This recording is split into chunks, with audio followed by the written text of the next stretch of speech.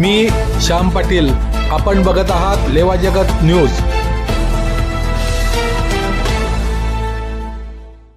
ठाकरे तसेच शिवसेना नेते युवा सेना प्रमुख आदित्यजी ठाकरे हे सुद्धा मंचावर उपस्थित आहेत। शिवतीर्थावर रश्मी ठाकरे वहिनी आणि तेजसजी ठाकरे यांचं सुद्धा स्वागत आहे। संपूर्ण ठाकरे परिवार आपल्या सर्व शिवसैनिकांसमवेत या शिवतीर्थावर उपस्थित आहेत। सर्व सन्माननीय नेते उपनेते यांच्या उपस्थितीत शस्त्रपूजन आणि आपट्याची पानं सोन्याचं वाटप या ठिकाणी मंचावर होत आहे आणि ज्या क्षणाची आपण आतुरतेने वाट पाहत आहोत, शिवसेनेचा दसरा मेळावा, हा मेळावा विचार देणारा मेळावा। आलेला प्रत्येक शिवसैनिक या शिवतीर्थावरून विचार घेऊन जातो।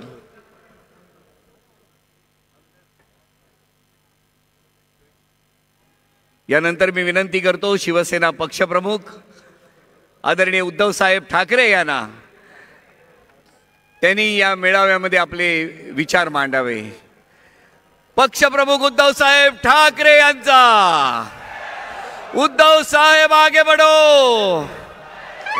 हिंदू हृदय सम्राट वंदनीय शिवसेना प्रमुख बाळासाहेब ठाकरे यांचा। अरे आवाज कुणाचा?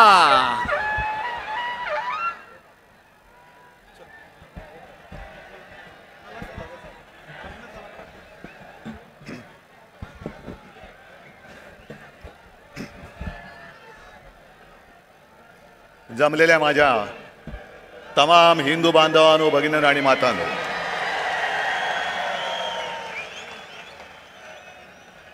सत्तावन्न वर्ष झाली, पण आपण परंपरा थांबू दिली नाही।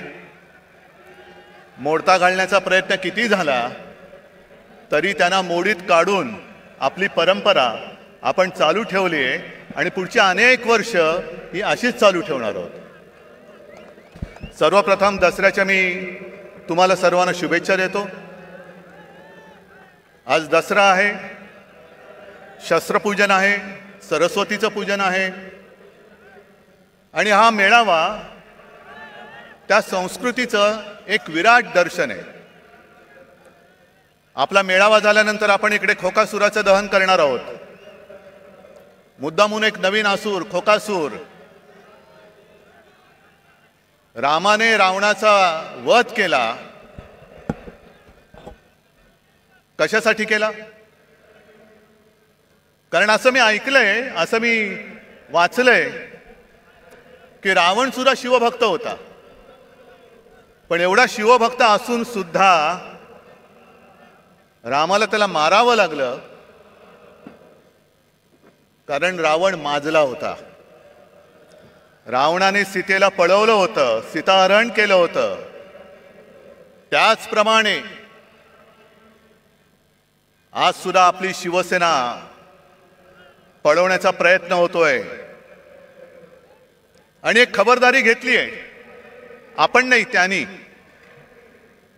कारण प्रभू श्री रामचंद्राने धनुष्यबाणाने रावणाचा वध केला होता। भानगड नको म्हणून तो धनुष्यबाण सुद्धा चोरलेला आहे।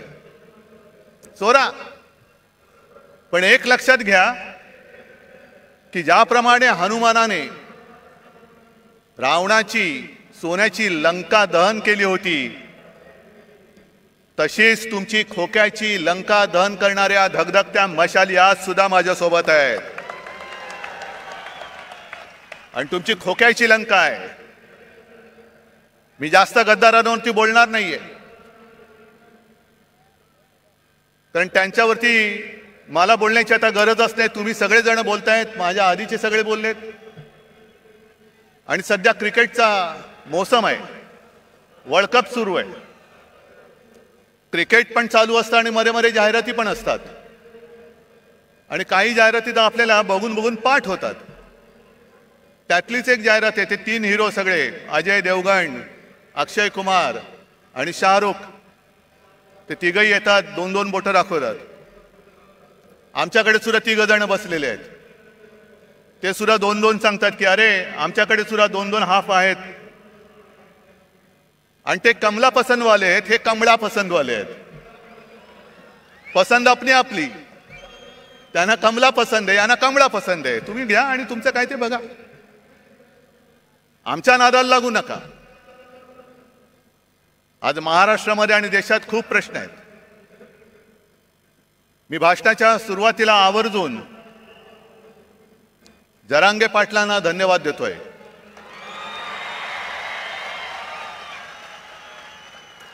अत्यंत समजदारपणाने त्यांनी आंदोलन सुरू ठेवलेलं आहे आणि आज त्यांनी एक चांगली गोष्ट केली. धनगरांना साथ घातलेली आहे. मी ज्या वेळेला जालन्यात शांततेमध्ये हे आंदोलन सुरू होतं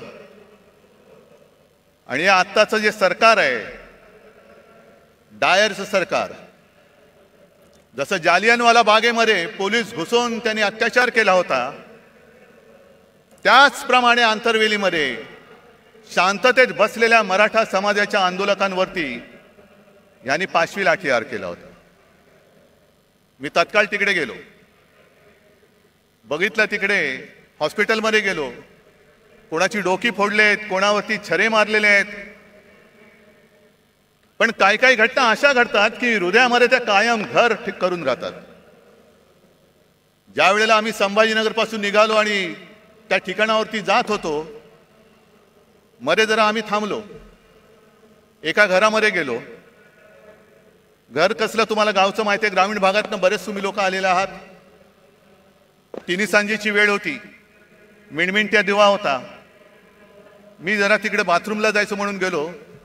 बाहेर आल्यानंतर त्या घरातली माऊली आणि तिची मुलगी हातामध्ये पंचारती घेऊन उभ्या होत्या. आणि मी त्यांना नमस्कार करून सांगितलं की ताई, आज ओवाळू नका, कारण फार भयानक घटना इकडे घडले. मग ताईंनी मला विचारलं, मी राखी बांधू शकते का? हृदयस्पर्शी प्रसंग होता.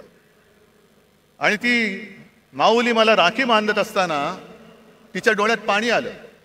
म्हटलं, ताई काय झालं? ते म्हणलं, मला सुद्धा खूप मारलं बघ म्हणे, गुरावानी मारलं, हात दुखतोय माझा. म्हटलं, काय औषधोपचार केले का? ते नाही म्हणे, मी कशी बशी निसटले, पण माझी सून आणि माझा मुलगा हॉस्पिटलमध्ये. मग नंतर त्यांना सुद्धा मी भेटायला गेलो आणि त्याच त्या ताईंचा फोटो आला होता ना, तो पोलिसांची भांडत्यात, तो एक निळ्या रंगाची साडी नेसली होती. माझ्यासमोर त्या ताई बेडवरती होत्या. तोंड एवढं सुजलेलं, नाक फुटलं होतं. आणि मग सोबत जे होते त्यांनी मला सांगितलं की साहेब, यांचं डोकं सुद्धा फोडून टाकले. एवढ्या निर्गुणपणाने तुम्ही वागता? मी मुख्यमंत्री होतोच आणि त्याही वेळेला हा प्रश्न होताच. मराठा आंदोलन तेव्हाही सुरू होतं, पण इकडे आलेल्यानी एकाने तरी सांगावं, कधीतरी कोणावर तरी लाठीमाराचा आदेश मी दिला होता का? मग पोलीस एवढे रानटी होऊ शकतात? तेच पोलीस आहेत, आदेशाचं पालन करणारे पोलीस आहेत. आदेशाशिवाय ते असे वेडवाकडं वागू शकत नाही. जालन्याचा डायर कोण आहे, कोणी आदेश दिला, काही चौकशी नाहीये. मी जरांगे पाटलांना भेटलो आणि त्यांनी मला त्या बंदुकीची एक पुंगळी दाखवली. साहेब, हे बघा, एवढी मोठी गोळी, आमच्यावरती या गोळ्या झाडल्या, अश्रूतून सोडला. आणि काश्मीरमध्ये दंगेखोरांवरती ज्या छऱ्याच्या बंदुका वापरतात, त्या छऱ्याच्या बंदुका वापरल्या. कोणाच्या गालात गेलेला छऱ्याच्या, कोणाच्या डोक्यात गेलेला. काय करणार? काय कुठे चाललो होतो आपण? गद्दारांना म्हणा, तुमच्यात हिंमत असेल तर हा प्रश्न सोडून दाखवा. हे खरे बाळासाहेबांचे विचार आहेत. द्या मराठी माणसाला न्याय द्या, मराठा समाजाला न्याय द्या.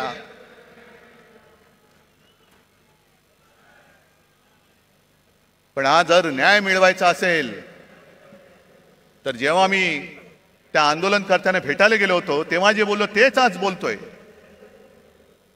हा विषय सोडवायचा असेल तर तो इथे सुटणारा नाहीये. हा लोकसभेमध्ये सोडवावा लागेल. आणि आम्हाला असं वाटलं होतं, नवे आमचा आग्रह होता की ऐन गणपतीच्या दिवसांमध्ये जे खास अधिवेशन घेतलं गेलं होतं, त्या अधिवेशनामध्ये संसदेला तो अधिकार आहे, न्यायालयाचा निर्णय फिरवण्याचा अधिकार आहे. ज्याप्रमाणे दिल्लीचा निर्णय, संपूर्ण बदल्यांचे अधिकार, कोर्टाने दिलेला निर्णय यांनी 5वी बहुमताच्या जोरावरती जसा वळवला होता, तसाच सगळ्यांना न्याय देणारा निर्णय तुम्ही संसदेत घ्या. घ्या, मराठा समाजाला घ्या, धनगरांना घ्या, ओबीसीना घ्या, किती जाती असतील, किती वंचित असतील. कारण जे शिवसेना प्रमुखांचं वाक्य होतं की जातीला पोट असतं पण पोटाला जात लावू नका. आणि राज्यकर्त्याचं कर्तव्य असतं की ते पोट कोणत्याही जातीचं असो ते भरलं गेलंच पाहिजे, हे राज्यकर्त्याचं कर्तव्य असतं. इकडे जे सगळे जमलेत आज तिकडे मेळावा घेत आहेत, बोला, आमचं ती टीका करा, मी तुम्हाला किंमत देत नाही. कारण माझ्या समोर महाराष्ट्रातला हा गोरगरीब आहे.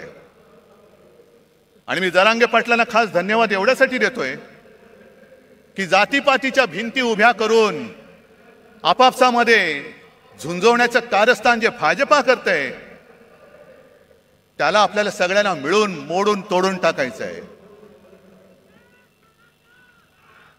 सगळे मराठा म्हणजे सगळे मराठी, एका मातीची आपण लेकरं आहोत. फक्त ज्यांच्याशी लढतोय आपण, तो सारासुरा नाहीये, तो कपटी आहे, विघ्न संतोषी आहे. आणि भाजप एवढा विघ्न संतोषी आहे की कोणाचंही लग्न असो, तुम्ही बोलवा अथवा नका बोलू, हे जाणार, पंक्तीला बसणार, भरपूर जेवणार, आडवा हात मारणार. मग श्रीखंड पुरी असेल, बासुंदी असेल, किती पोळ्या खाण्याच्या स्पर्धा लावतील. किती पुरणपोळ्या खाल्ल्या माहितीये तुम्हाला? सगळ्या पुरणपोळ्या फस्त करणार, ढेकर देणार, पण निघताना नवरा बायकोत भांडणं लावून दुसऱ्या लग्नात जेवायला जाणार. अशी ही औलाद आहे, अशी औलाद आहे. आणि मी पुन्हा पुन्हा सांगतोय, भारतीय जनता पक्ष असो किंवा त्या कालचा जनसंघ असेल, यांचा कधीही कोणत्याही लढ्याशी सुतराम संबंध नव्हता. स्वातंत्र्य लढ्याशी तर कदापि नव्हता. मराठवाडा मुक्ती संग्रामात त्यांचं कधी नाव ऐकलं नाही. संयुक्त महाराष्ट्र चळवळीमध्ये सुद्धा ते नव्हते. पण केव्हा एकत्र आले होते? संयुक्त महाराष्ट्र समितीमध्ये ते आले होते. चळवळीत नव्हते, समितीत आले. कशासाठी आले? की हे सगळं आयतं अन्न शिजतंय, घुसून बघूया हात मारायला. म्हणून सगळ्यात शेवटी जनसंघ समितीत सामील झाला आणि सगळ्यात पहिल्यांदी जनसंघ बाहेर पडला, जागो वाटपाच्या भांडण करून सगळं तोडून मोडून टाकायचं. विघ्न संतोषी म्हणतात ते याला.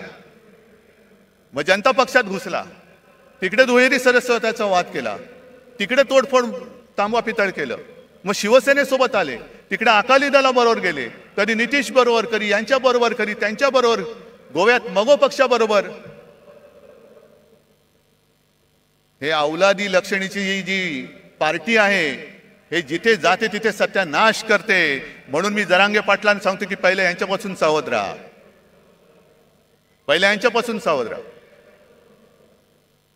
आज सुद्धा त्यांनी जे काही केले, हा भगवा इकडे डौलाने फडकतोय, मानाने फडकतोय, पण त्या भगव्यामध्ये दुही, तो जो आला होता ना पानिपतचा अब्दाली, त्यांनी हेच केलं होतं. दुहीची बीज पेरायची, भांडणं लावायची, आणि त्या भांडणामध्ये जे खरे प्रश्न आहेत, मग ती बेकारी असेल, महागाई असेल, आणखीन काही असेल, त्याच्याकडे कोणाचं लक्ष जाता कामा नये. तुमच्या चुली पेटवण्यापेक्षा तुमची घरदारं आम्ही पेटवतो आणि पुन्हा तुमचे रक्षण करते म्हणून तुमच्या पेटत्या घरांच्या होळीवर आम्ही आमची पोळी भाजतो. हे आता उघड उघड दिसतंय, उघड दिसतंय. दुसरा आता जवळपास 1 वर्ष होऊन गेलं, आपण सुप्रीम कोर्टात गेलेलो आहोत अपात्रतेच्या निर्णयासाठी. केस तारखेवरती तारीख, तारखेवरती तारीख. काय करायचं तेच कळत नाही. कारण सर्वोच्च न्यायालय प्रत्येक वेळेला कानफट फोडतंय यांचं लवादाचं. पण निर्लज्जम सदा सुखी कानफट फोडलं तरी गाल सोडत सांगतात की आम्ही आमचं टाइम टेबल सादर करू. ठीक आहे, तुम्ही तुमचं टाइम टेबल द्यायचं तेव्हा द्या, पण एक लक्षात घ्या, मी कोणाचाही अपमान करू इच्छित नाही, न्यायाधीश न्यायमूर्तींचा तर करूच शकत नाही, पण ज्या पद्धतीने हे सगळं चाललेलं आहे ते बघितल्यानंतर एक विनोद नक्की माझ्या लक्षात येतो. आणि तो विनोद म्हणजे असा आहे की एकदा भरल्या कोर्टात न्यायमूर्ती बसलेले असतात आणि केस चालू असतात, कोणाला तारीख दे, कोणाचा निर्णय दे, कोणाचं हिअरिंग घे, आणि मग त्या सोबत कोण असतो त्याला विचारतात, चल पुढची केस कोणती आहे? मग तो सांगतो, साहेब एका 20 वर्षाच्या मुलीची छेड काढलेल्याची ही केस आहे. आता मुलीची छेड काढले म्हटल्यानंतर कोणी चिडणार? बोलवा त्याला, आणा समोर. आणि त्या आरोपीच्या पिंजऱ्यात एक आजोबा काठी टेकत टेकत टेकत येतात. ते न्यायाधीशांचं डोकं आणखीन फिरतं. तुम्हाला लाज नाही वाटत? आजोबा झालात, काठी टेकत चालता आणि 20 वर्षाच्या मुलीची छेड काढता, शरम नाही वाटत? त्या आजोबा शांतपणाने न्यायाधीशाकडे बघतात आणि सांगतात, न्यायाधीश महाराज, जेव्हा ही घटना घडली तेव्हा मी सुद्धा 20च वर्षाचा होतो. काय कळलं? म्हणजे 20 वर्षाची असताना ती घटना घडली, आता ते आजोबा झाले, जिची छेड काढली होती ती सुद्धा आजी झाली, पण केस चालू आहे, केस चालू आहे, केस नाही थांबणार, तारीख पे तारीख, तारीख पे तारीख. आता माझं स्पष्ट म्हणणं असं आहे, ठीक आहे, तुम्ही आम्ही केलेल्या अपात्रतेचा निर्णय जेव्हा लावायचा तेव्हा लावा, 20 वर्षानंतर लावा, 50 वर्षानंतर लावा, पण आज संपूर्ण देश बघतोय, संपूर्ण जग बघतोय, तो केवळ अपात्रतेच्या निर्णयाकडे बघत नाहीये, तर या आपल्या हिंदुस्थानामध्ये, या आपल्या भारतामध्ये सर्वोच्च न्यायालय म्हणून जे काही आहे त्याला हा लवा जुमानत नसेल तर सर्वोच्च न्यायालयाचं अस्तित्व राहणार आहे की नाही? या देशात डॉक्टर बाबासाहेब आंबेडकरांनी घटना तिचं अस्तित्व शिल्लक राहणार आहे की नाही? आणि सगळ्यात महत्वाचं म्हणजे अनेक क्रांतिकारकांनी आणि अनेक योद्ध्यांनी रक्त सांडून, बलिदान देऊन, त्याग करून जी आपली भारत माता स्वतंत्र केली, त्या भारत मातेची लोकशाही ही टिकणार आहे की नाही ह्याच्याकडे आमचं लक्ष आहे. बघूया आता 30 तारखेला काय होतंय. नुसता अपात्र कोणाला ठरवणार? आधी जनतेने ठरवूनच टाकलेलं आहे. माझं तर म्हणणं असं आहे की केसचा निकाल लागण्याच्या निवडणुका घेऊन दाखवा, जनता जनार्दन ठरवेल ते पात्र आहेत का अपात्र आहेत, होऊन जाऊ दे खुल्या मैदानात. पण सर्वोच्च न्यायालयाकडनं आम्हाला नक्की अपेक्षा आहे. मध्ये आपले माननीय पंतप्रधान मोदी जे बोलले, घराणेशाही घराणेशाही, होय मी घराणेशाहीचा पाईक आहे, कारण मला माझ्या घराण्याचा अभिमान आहे, मला माझ्या आई वडिलांचा अभिमान आहे, आजोबांचा अभिमान आहे आणि सर्व पूर्वजांचा अभिमान आहे. जो कुटुंब व्यवस्था मानत नाही त्यांनी दुसऱ्याच्या घराण्याबद्दल बोलू नये. पहिले कुटुंब व्यवस्था मान आणि मग हिंदुत्वाचं बोल. कारण कुटुंब व्यवस्था हा हिंदू संस्कृतीचा एक पाया आहे. तोच जर तुम्हाला मान्य नसेल तर तुम्ही आमच्यावरती बोलणारे कोण आहात? तुम्हाला काही अधिकार नाहीये. ज्याप्रमाणे मी कोरोनाच्या काळामध्ये माझे कुटुंब, माझी जबाबदारी, सर्व महाराष्ट्र मी माझं कुटुंब मानून माझ्या परीने मी काम केलं, म्हणून मला अभिमान आहे की कोणाच्याही नशिबात नाही ते एक नातं कुटुंब प्रमुख म्हणून मला महाराष्ट्राच्या जनमानसामध्ये स्थान मिळालं. मला अभिमान आहे त्याचा.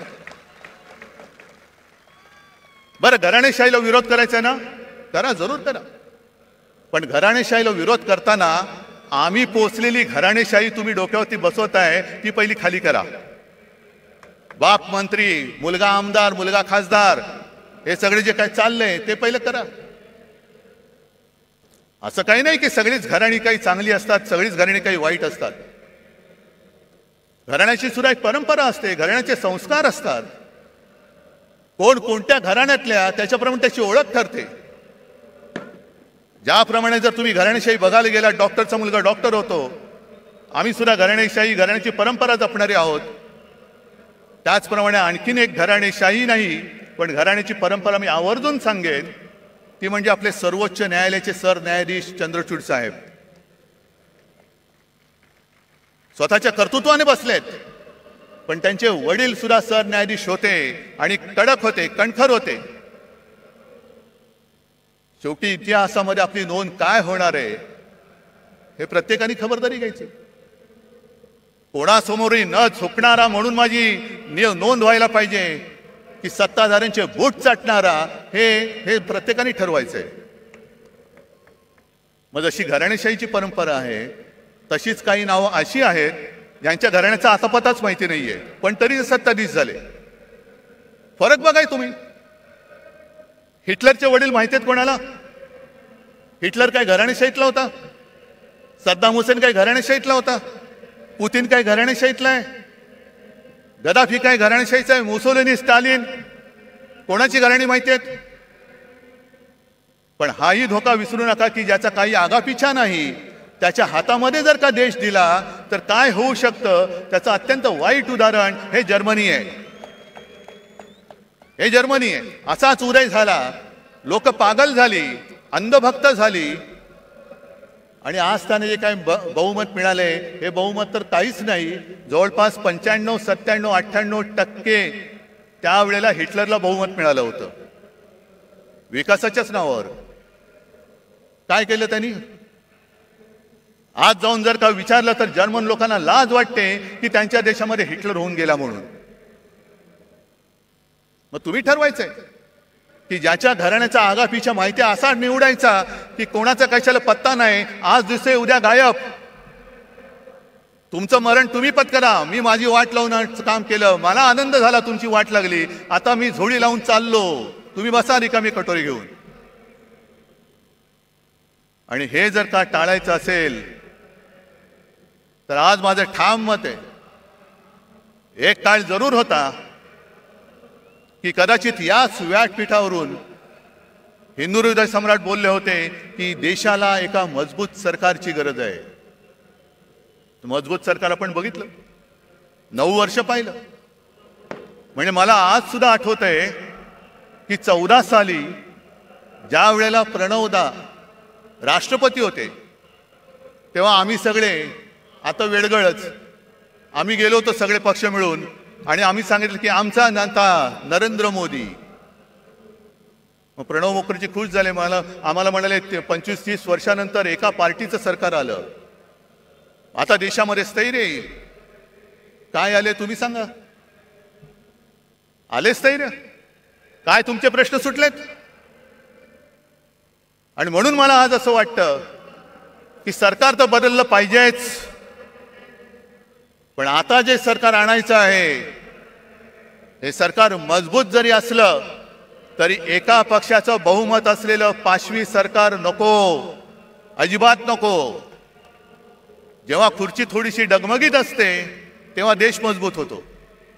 नरसिंहरावांनी चांगलं काम केलं, मनमोहन सिंगांनी केलं, अटलजींनी सुद्धा केलं. सगळ्यांना सोबत घेऊन चालणारं सरकार पाहिजे, मिलीजुली सरकार आज पाहिजे आपल्याला.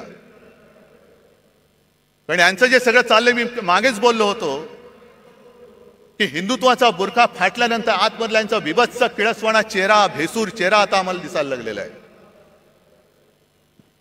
जे काय एक स्वप्न दाखवलं होतं 2014 साली, आणि त्यांचीच भाषणं आहेत. पेट्रोल का दाम ऊपर गया की नीचे, गैस का दाम ऊपर गया कि नीचे, डॉलर ऊपर गया, रुपया ऊपर गया कि नीचे. मग काढा, सगळ्या गोष्टी काढा. जे मी तुम्हाला सांगितलेलं आहे होऊन जाऊ दे चर्चा म्हणून गावागावात जाऊन ह्या सगळ्या गोष्टी समजावून सांगा, समजावून सांगा. पण आज सगळं काही त्यांनी गुंडाळून ठेवलेलं आहे. माझ्या आधीचे सगळे वक्त्यांनी एक एक समाचार घेतलेलाच आहे. मी संजय राऊतांचं भाषण ऐकत होतो, भ्रष्टाचारावरती कडाडून बोलले. संजय काळजी करू नका, उद्या आपलं सरकार येणार आहे, नक्की आणणार, आणणार म्हणजे आणणारच. आणि आज जे दमदाट्या करतायत त्यांना सुद्धा सांगून ठेवतोय की तुम्ही आमच्या लोकांना जो त्रास देताय तो त्रास बंद नाही झाला तर सरकार आणल्यानंतर तुम्हाला सुद्धा आम्ही उलटे टांगल्याशिवाय राहणार नाही. उलटे टांगू तुम्हाला. मी सर्व शासकीय अधिकाऱ्यांना पण सांगतोय, जो एक फतवा माझ्या पाहण्यात आला, आयकर अधिकाऱ्यांना आता फतवा गेलेला आहे की सरकारच्या प्रचाराची रथयात्रा काढा. का हो, तुम्ही सगळे घेताय ना, सगळे भाडोत्री माणसं गोळा करताय. त्या भाडोत्री माणसामध्ये कोणी मर्द नाही, स्पष्ट आहे. कारण मर्द कधी विकला जात नाही, मर्द कधी विकत घेता येऊ शकत नाही. आणि मर्दपणा तर रक्तामध्ये असावा लागतो. लाचारी असणारे कधी मर्द होऊ शकत नाही. आणि भारतीय जनता पक्षाची आजची हालत जी अशी झालेली आहे, मग त्याचं वर्णन मध्ये ते एक सगळ्यांना असं पेव फुटलं होतं, हनुमान चालिसा. कुठेही हनुमान चालिसा. जा ना मणिपूरमध्ये जा आणि हनुमान चालिसा बोला, आहे हिम्मत. पण हनुमान चालिसा जसा तुम्ही बोलता तशी आपल्या हिंदू संस्कृतीत आणखीनही काही स्तोत्र आहेत. व्यंकटेश स्तोत्र माहिती आहे तुम्हाला? त्याच्यामध्ये स्पष्ट शब्दात लिहिले, गावीचे होते लेंडे ओहळ. म्हणजे काय? गावातलं गटार. गंगेसी मिळता गंगाजळ. मग ते गटार जर का गंगेला मिळालं तर त्याचं सुद्धा गंगाजल होतं आणि तीर्थ म्हणून हे प्राशन करतात. काक विष्ठेचे झाले पिंपळ. म्हणजे कावळ्याने खाऊन त्याची जी काय विष्ठा असते त्याच्या बियेतनं होतं झालं पिंपळ. त्याची निंद्य कोण म्हणे? आता पिंपळ झालाय, त्याला निंद्य कसं म्हणायचं? भले असेल तो कावळ्याच्या विष्ठेतून झालेला. तसा भाजप झालाय आता. सगळे गावीचे सगळे लेंडे ओळ एकत्र येतात, या या या या या या सगळ्या कावळ्यांच्या विष्ठा एकत्र करतायत आणि पिंपळ करतायत. बसा मुंजासारखे त्याच्यावरती बसून. ही तुमची हालत झाली. हे तुमचं हिंदुत्व.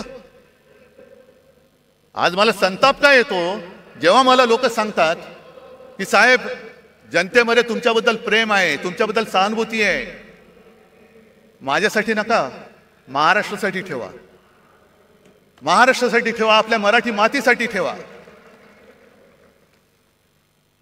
पण त्यावेळेला शिवछत्रपतींनी स्वराज्यासाठी सुरत लुटली होती.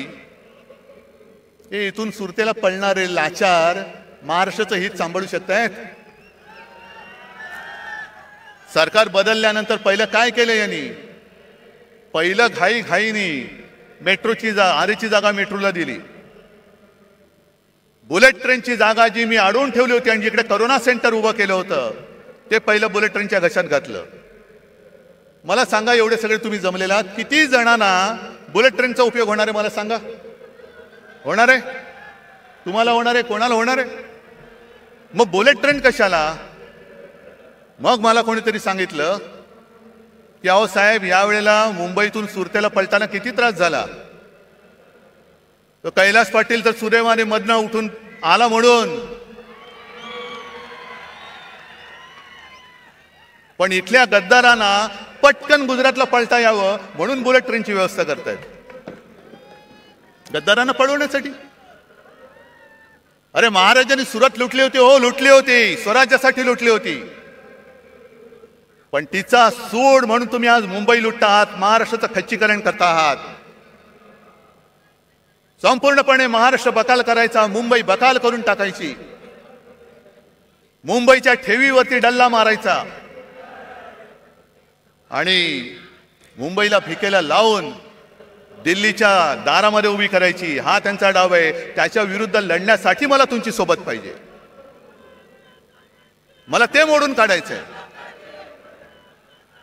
बरं, आता मुंबई तर तोडूच शकत नाहीत, कारण मागे शिवसेना प्रमुखांनी सांगितलं आणि तेच मी आज परत सांगतोय, जो कोणी मुंबईला महाराष्ट्रापासून तोडू बघेल त्याच्या शरीराचे तुकडे केल्याशिवाय आम्ही राहणार नाही. कोणी असलं तरी त्याचे तुकडे तुकडे करून टाकू. मग काय करायचं? मुंबई तोडता येत नाही, कारण मुंबई तोडण्याचा प्रयत्न झाला तर महाराष्ट्र तुमचं सरकार जाळून टाकेल. होय, जाळून टाकेल. मग दुसऱ्या मार्गाने मुंबईला कैयात घ्यायची, मुंबईची स्वायत्तता मारायची. मुंबईचा विकास जी मुंबई महापालिका करते ते आता नीती आयोगाच्या माध्यमातून करायचं. कशासाठी? काय करते नीती आयोग? बरं, महापालिकेमध्ये आजपर्यंत असं कधीही झालं नव्हतं. एक तर पालकमंत्री केला, तो सुद्धा बिल्डर, माहिती आहे ना कोण? आणि पालकमंत्र्याचं कार्यालय म्हणजे एका बिल्डरचं कार्यालय हे त्यांनी मुंबई महापालिकेमध्ये थाटलं. हे मुंबई गिळण्याचा हा प्रकार नाहीये. आज तिकडे नगरसेवक नाहीयेत, प्रशासकीय राजवट सुरू आहे. कोण कोणाचे मित्र कसा कारभार करतात आणि किती पैसे खातायत याचा आपण मोर्चाकडून जाब विचारला होता, उत्तर द्यायला तोंड नाहीये. बेधडक भ्रष्टाचार सुरू आहे. बरं, एवढा भ्रष्टाचार करताय, एवढा भ्रष्टाचार करताय, पण संताप एका गोष्टीचा येतो की ज्या माझ्या मुंबईने, माझ्या महाराष्ट्राने करोनामध्ये अतुलनीय काम केलं, मुंबई मॉडेल म्हणून जे जगभरात नावाजलं गेलं, त्या मुंबईत करोनाच्या काळात काय भ्रष्टाचार झाला म्हणून ते स्वतःचे कपडे काढून फिरणारे दलाल आरोप करतायत आणि त्याला हे मिंदे साथ देऊन चौकशी लावले. खिचडीमध्ये काय होतं, औषधं कुठून घेतली, आणखीन कुठून काही केलं. अरे दरिद्री लोकांनो, मुंबईसारखी सोन्याची राजधानी, हे आपल्या देशाची आर्थिक राजधानी, तिचं महत्व तुम्हाला मारताय तुम्ही आणि बूट चाटे डोळ्या देखत ते होऊ देतात. मुंबई माझ्या देशाची, भारत मातेची आर्थिक राजधानी होती का आहे हे आता समजत नाही.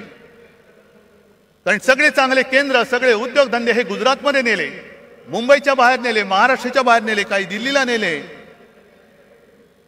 फिल्म सिटी आता उत्तर प्रदेशमध्ये नेत आहेत, जरूर न्या.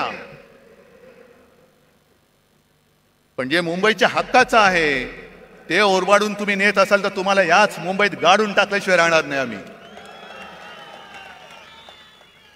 आणि कसला घोटाळा? कोरोना काळाच्या घोटाळ्याचं जर चौकशी करायची असेल तर मुंबईची जरूर करा, सगळ्या महापालिकांची करा, ठाणेची करा, पुणेची, पिंपरी चिंचवड, नागपूरची सुद्धा करा. जे नागपूर आमच्या उपमुख्यमंत्र्यांनी बुडवून दाखवलं त्याची चौकशी करा. आणि मी तर म्हणतो, हिम्मत असेल तर पीएम केअर फंडापासून संपूर्ण काश्मीर, कन्याकुमारी पर्यंत सर्व राज्यांची चौकशी करा, होऊन जाऊ दे. कशी मुंबईने आरोग्य व्यवस्था उभारली, महाराष्ट्राने आरोग्य व्यवस्था उभारली, आणि कसं तुम्ही त्या गंगेमध्ये प्रेत सोडत होतात, कशी गुजरातमध्ये सार्वजनिक चिता पेटल्या होत्या. आणि त्याच बरोबरीने केंद्र सरकारने भाजप औषधे दिली, किती ऑक्सिजन दिला, किती व्हेंटिलेटर्स दिले. आणि विरोधी पक्षांकडे असलेल्या सरकारकडे अधिकृत नाही, अनधिकृत टेबला खाल्लं किती दिले त्याचाही घोटाळ्याची तपास करा. पण आम्ही मुंबई वाचवली, आम्ही महाराष्ट्र वाचवला, त्याचं कौतुक नाहीये. पण मुंबईला बदनाम करून टाकायचं जे षडयंत्र म्हणतो ते हेच, की मुंबईला संपवून टाकायला, मुंबईला बकाल करून टाकायची, मुंबई म्हणजे भ्रष्टाचार खाणारे हेच. आणि आमच्या अंगावरती येत आहे. अरे शेण तुम्ही खाताय, आमचं तोंड कशाला हुंगाला येत आहे? पहिले स्वतःच्या तोंडाचा वास घ्या, हिंमत असेल तर. एक सुद्धा कोणी मायेचा पूत पीएम केअर फंडाचा घोटाळा बाहेर काढा. त्याचा घोटाळा म्हणण्यापेक्षा त्याचा हिशोब घ्या ना. एकट्या टाटाने मला असं वाटतं 1,500 कोटीचा चेक त्या पीएम केअर फंडाला दिला होता. इथले सुद्धा जे भाजपचे लोक होते त्यांनी सुद्धा मुख्यमंत्री निधीला पैसे नव्हते दिले, पंतप्रधान निधीला पैसे दिले होते. हा एवढा तुम्ही भेदभाव करून सुद्धा तुम्ही त्याचा तो पैसा, हा जनतेचा पैसा, त्याचा हिशोब जनतेला द्यायला नको. आणि आज संपूर्णपणे जो कारभार सुरू आहे, आरोग्य यंत्रणेचे कसे काय 3-13 वाजलेत बघा. मला या बोंबलणाऱ्याने एकच सांगायचंय की तुमचे नेते दिल्लीतनं संपूर्ण देशाला रिकाम्या थाळ्या बडवायला सांगत होते आणि गो करून बोंबलायला लावत होते ना. त्यावेळेला आमच्या सरकारने गोरगरिबांना 5 रुपयात रिकामी नाही भरलेली थाळी शिवभोजन म्हणून दिली. याला म्हणतात सरकार. हे आमचं हिंदुत्व आहे. हा आमच्या आणि तुमच्या हिंदुत्वातला फरक आहे. तुम्ही रिकाम्या थाळ्या बडवणारं तुमचं हिंदुत्व आहे आणि गोरगरिबाला पोट भरून जेवण देणारं आमचं शिवभोजन हे आमचं हिंदुत्व आहे. ज्या वेळेला तुम्ही रस्त्यावरती उतरला होता आणि तुमचे ते महामहिम काळी टोपी मला पत्र दिलं होतं, पत्रमध्ये छान लिहिलं होतं. माझ्याकडे काही लोक आली होती आणि त्या लोकांनी मंदिरं उघडण्यासाठी विनंती केली. मला कळत नाही तुम्हाला असे ईश्वरी काही संकेत येतात का की तुम्ही मंदिरं बंद ठेवलेत. किती विक्षिप्त बिंडूक माणसं असतात. आपल्याला बरेचदा कळत नाही टोपी खाली दडलंय काय.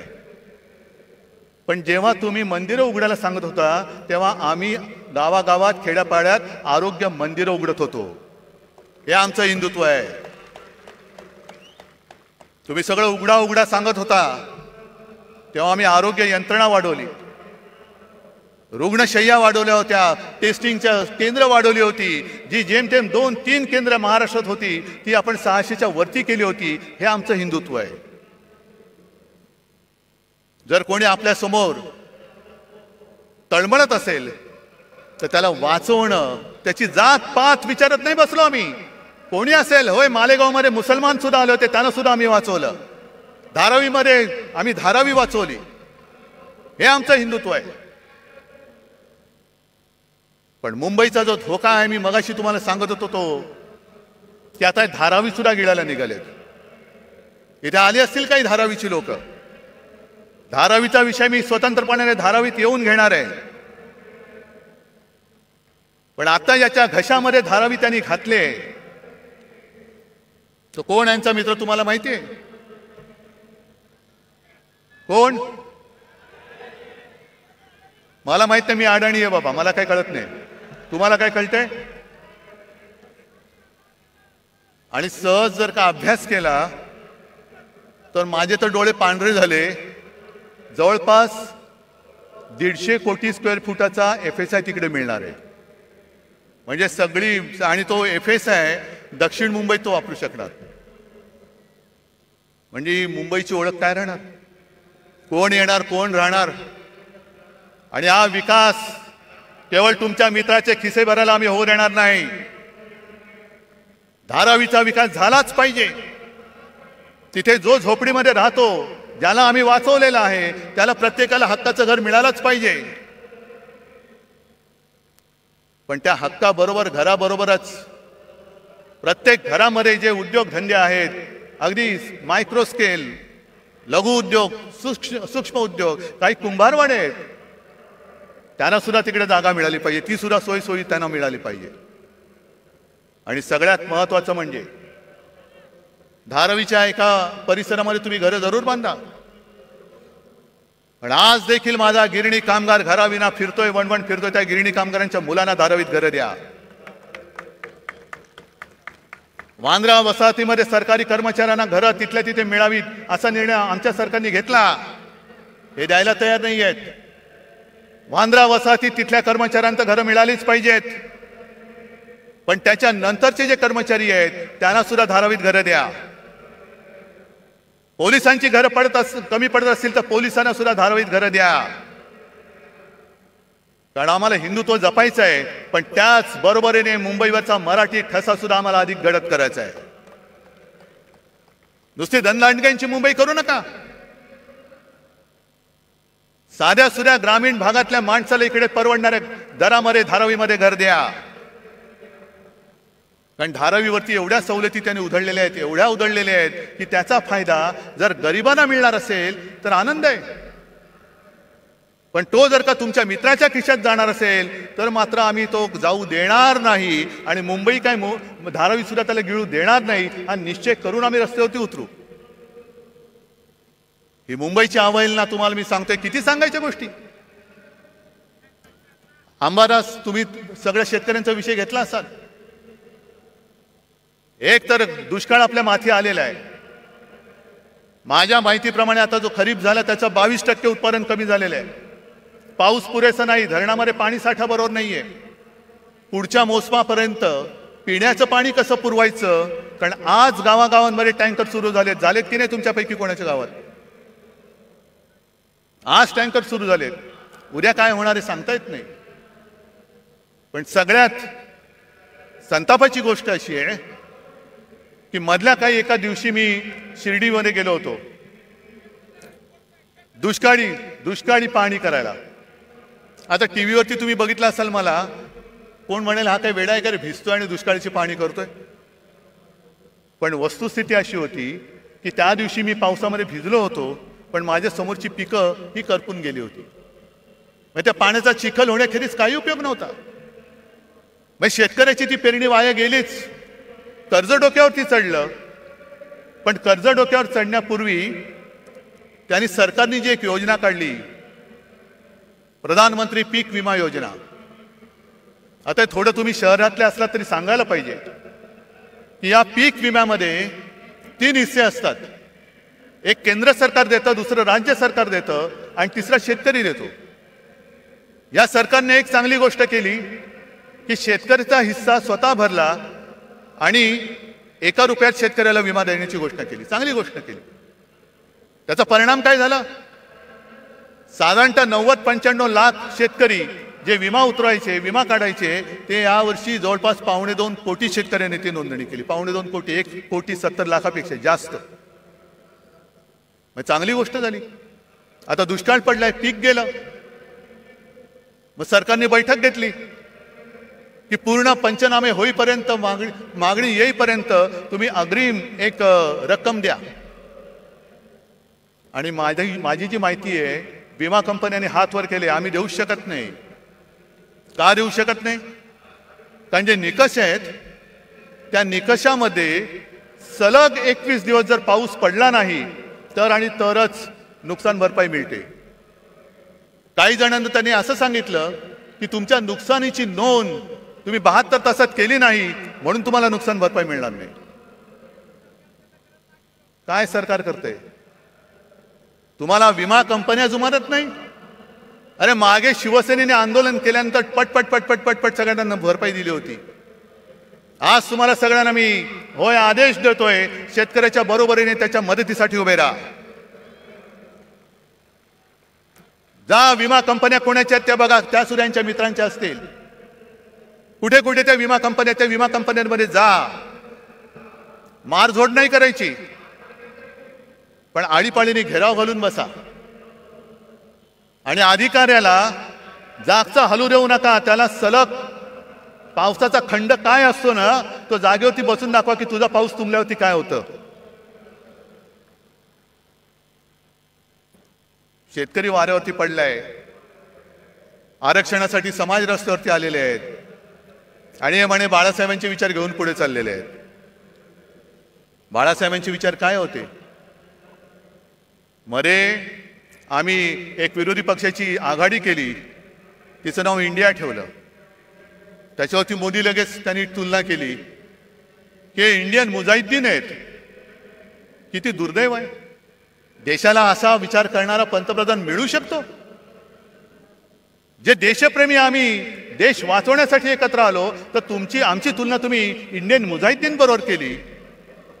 पण जे शिवसेना प्रमुख सांगत होते की जोपर्यंत हे पाकडे माझ्या देशात घुसखोरी करायचं थांबवत नाही, तोपर्यंत मी माझ्या भूमीवरती हिंदुस्थान पाकिस्तान क्रिकेट होऊ देणार नाही. आज त्या अहमदाबादमध्ये नरेंद्र मोदी स्टेडियममध्ये त्यांचं स्वागत काय झालं? गरबा काय खेळला, फुलं काय टाकली, सगळा आनंदी आनंद, शेव फाफडा बिपडा असा वाटला की पाकिस्तानच्या खेळाडूंना वाटलं एक क्षणभर की आम्ही भारतात नाही, आम्ही भाजपात आलो की काय, आम्ही भाजपात आलो की काय. काय हे? बरं, आमच्यावरती टीका करताना इंडिया म्हणून जरूर करा.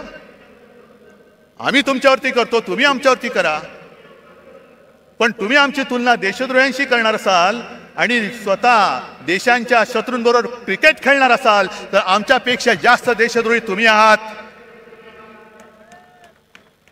आज सुद्धा तो कुलभूषण जाधव तुरुंगामध्ये पाकिस्तानच्या तुरुंगात चढतोय. कोणाला आठवण आहे? 4 दिवसापूर्वी सीमेवरती पाकिस्तानच्या सैन्याने गोळीबार केला, शस्त्रसंधी मोडली आणि 2 जवान आपले घायाळ झाले. खेळा, क्रिकेट खेळा.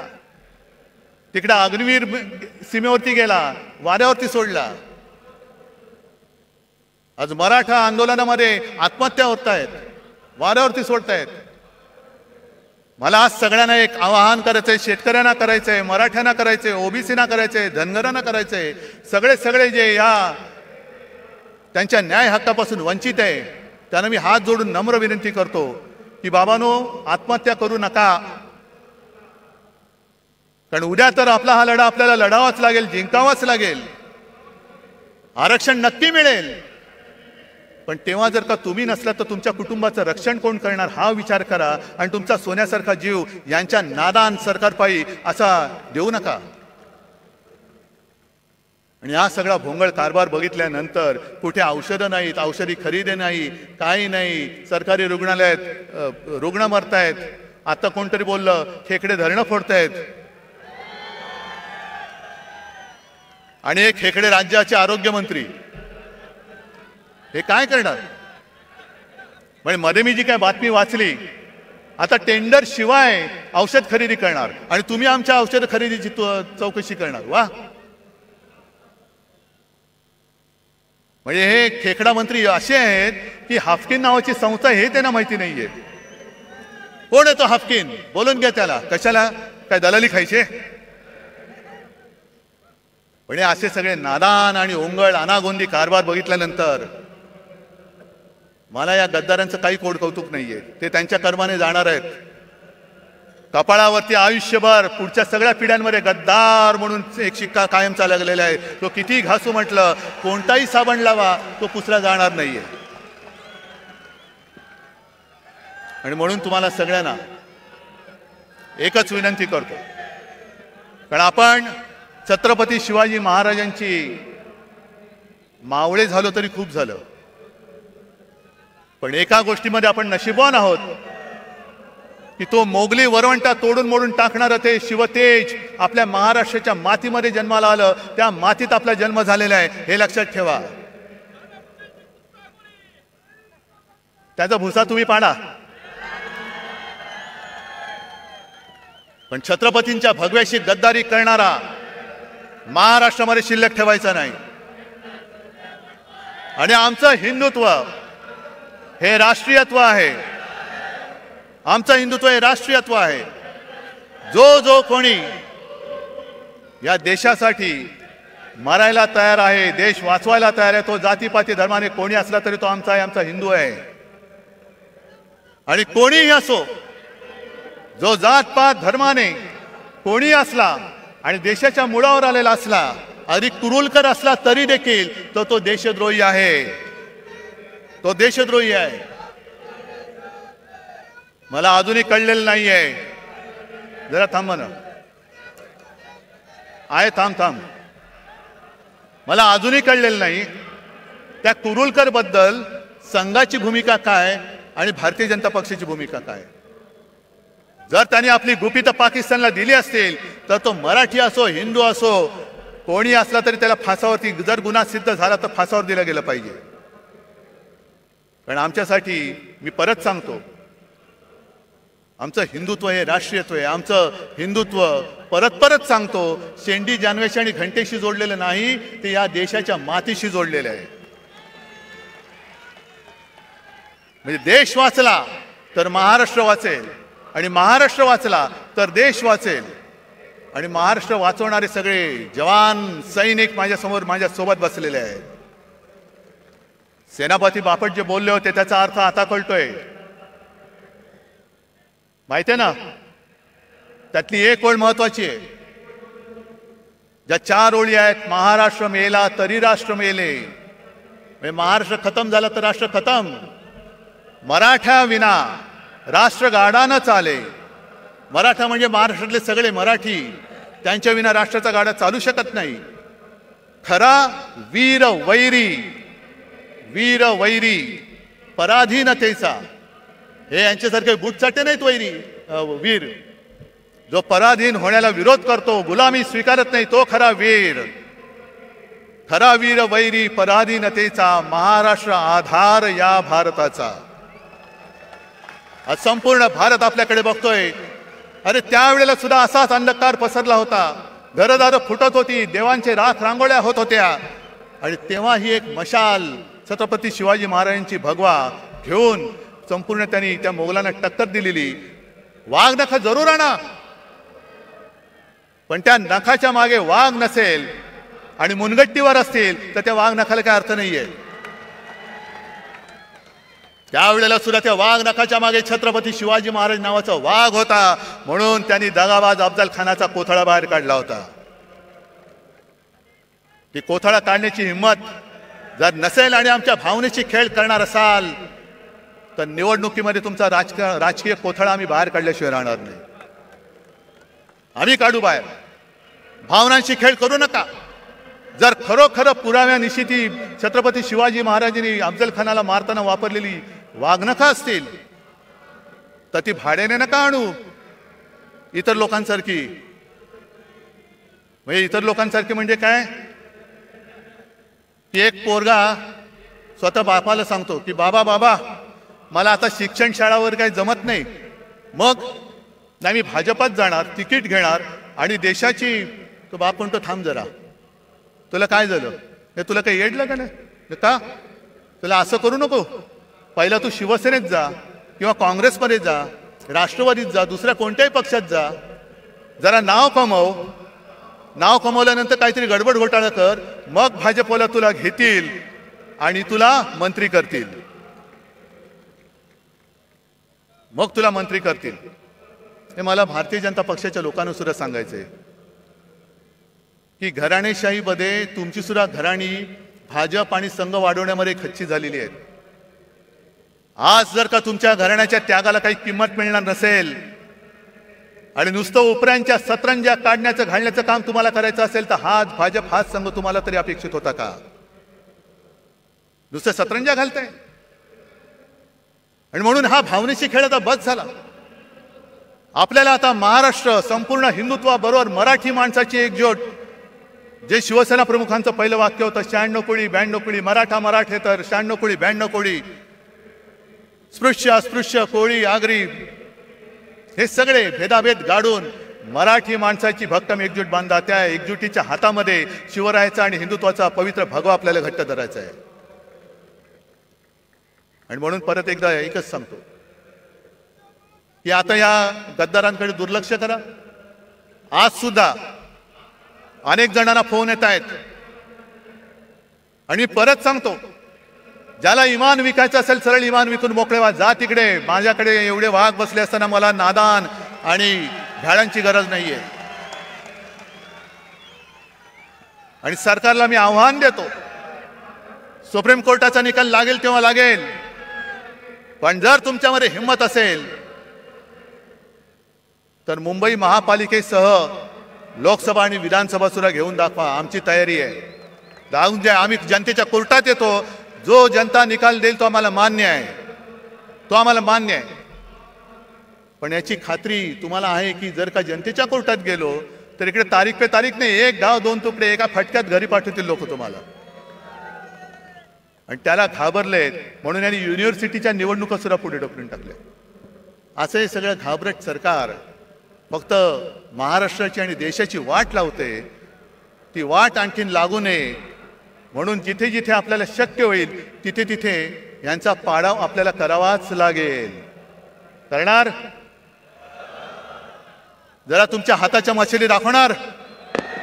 हे हात नाहीत, या मशाली आहेत.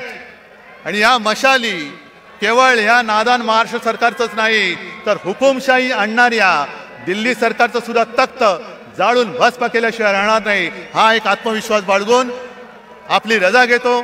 जय हिंद, जय महाराष्ट्र.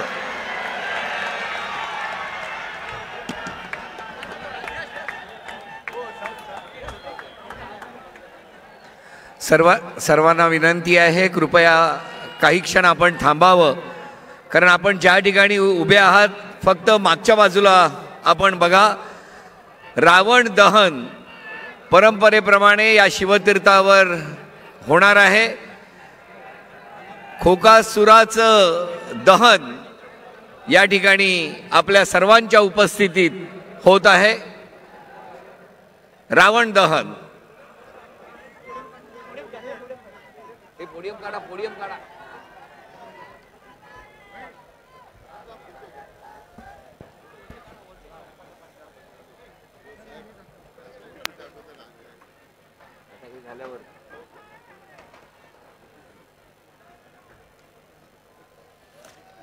रावण दहन आपल्या सर्वांच्या साक्षीने या खोकासुराचं दहन या शिवतीर्थावर परंपरेप्रमाणे करण्यात येत आहे.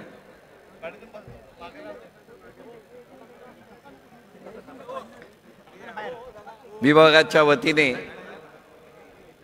महेश सावंत आणि श्रद्धाताई जाधव हे पक्षप्रमुखांचं पुष्पगुच्छ देऊन स्वागत आणि शुभेच्छा देत आहेत.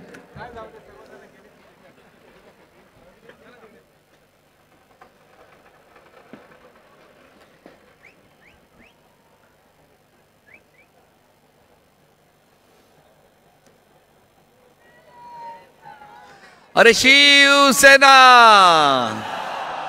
उद्धव साहेब आगे बढ़ो. अरे आवाज कुणाचा?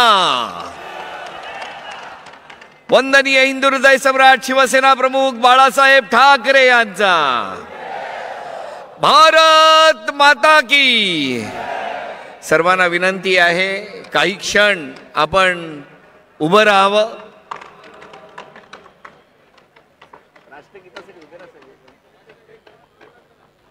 झालं का सगळे?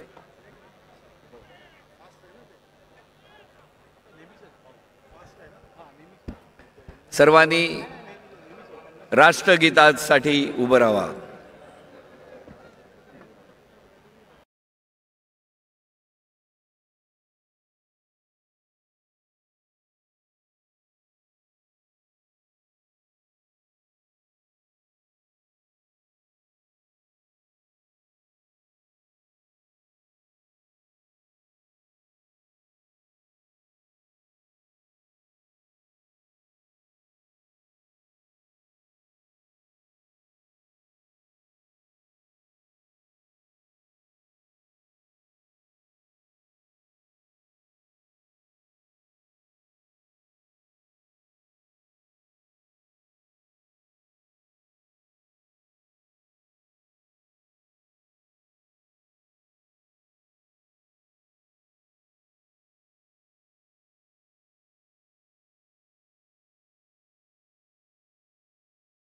भारत माता की.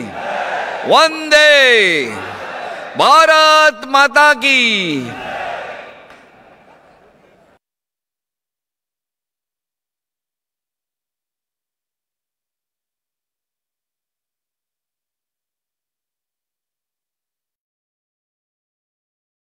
लेवा जगत यूट्यूब चॅनलमध्ये आपले स्वागत आहे. आपल्या परिसरातील ताज्या घडामोडी बघण्याकरता आमचे चॅनल सबस्क्राईब करा आणि आपल्या मोबाईलवर बघा ताज्या बातम्या व कमेंट करून प्रतिक्रिया जरूर कळवा. बघत रहा लेवा जगत. धन्यवाद.